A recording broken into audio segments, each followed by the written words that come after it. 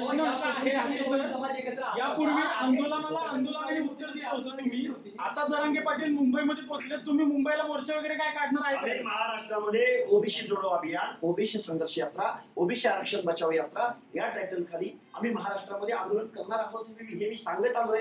पण आम्ही एक जण कोणतरी केलाय आणि आपण तिथं जायचं अशी भूमिका कधी घेतली का? आम्ही आता तरी घेतलेली नाही.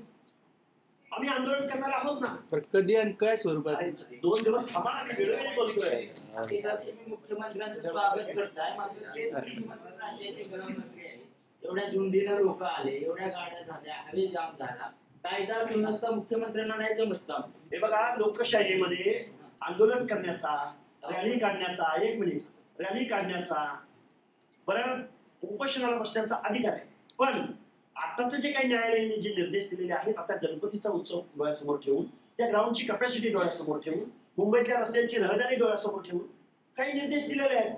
लोकशाहीमध्ये आंदोलन करण्याचा अधिकार आहे. याच्या अगोदर लाखोंचा जनसमुदाय, अनेक आंदोलन महाराष्ट्रात झालेली आहेत ना. त्यामुळे तुम्ही लोकशाही विरोधी मुख्यमंत्री वागू शकत नाही. पण या गोष्टीची कल्पना आहे, बीड ज्या पद्धतीनं पेटलं, बीडमध्ये ज्या पद्धतीनं बीडमध्ये जी विस्फोटक परिस्थिती निर्माण झाली, ती परिस्थिती मात्र मुंबईमध्ये होऊ शकते. हे मी जबाबदारीने तुम्हाला सांगतो. यापूर्वी आंदोलनाच्या वेळी तुम्हाला अडवलं जातं, अटक केली जाते, तुम्हाला पोलीस ताब्यात घेऊन जातात. आणि इकडे एवढ्या झुंडीनं लोक आले, त्या आझाद मैदानावर 5000ची क्षमता सांगितली आहे, आता जवळपास 50,000 लोक आले, जाम झाले सगळं. त्यांच्यावर का कारवाई करत नाही सरकार? बघा, हा सामाजिक दुजाभाव आहे.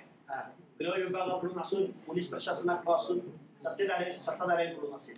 आम्हाला हॅबिच्युअल अफेंडर्स ऍक्ट आता पण लागू होतो ना.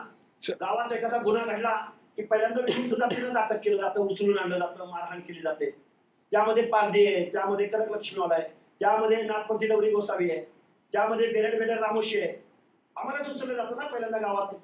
1871चा हॅबिच्युअल अफेंडर्स ऍक्ट आहे आणि तो कायदा आजही गृह विभागाला आहे.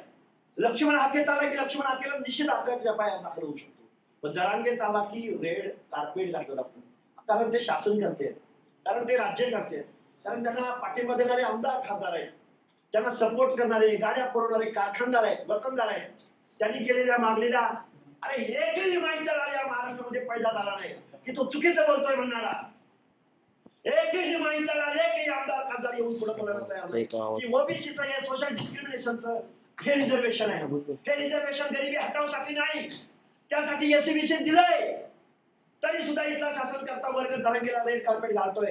जरांगे नावाची एक छोटी काडी होती, काडी, तिचं ज्वालामुखीत रूपांतर करायला उद्धवराव ठाकरे, शरद पवार, वेगवेगळे मंत्रिमंडळातले सदस्य, आमदार, खासदार जबाबदार आहेत.